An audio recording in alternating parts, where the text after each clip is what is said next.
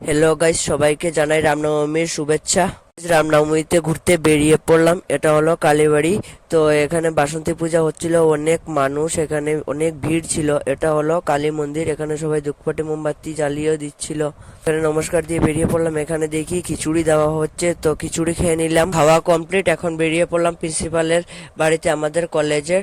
তো এখানে প্রত্যেক বছরই পূজা হয়, তো আমরা সববারই আসি। তো এটা হলো ডেকোরেশনটা অনেক সুন্দরই করেছে, অনেক ভিড়ও ছিল।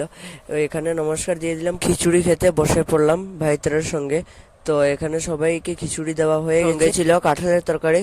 তো খাওয়া কমপ্লিট, তো এখন বেরিয়ে পড়ছি আমরা রাম মন্দিরের দর্শনে। তো এটা হলো রাম মন্দিরের সামনের গেটটা, অনেক সুন্দর করে টুনি লাইট দিয়ে সাজিয়ে উঠিয়েছে এই সামনের জায়গাটা। সামনের যে প্যান্ডেলটা করেছে অনেক সুন্দরী। এই যে ভিউ, সকালবেলা এখানে যজ্ঞ এবং পুজো হয়েছিল, এখানে সব প্যান্ডেলের মেম্বাররা। তো লাইক এন্ড সাবস্ক্রাইব।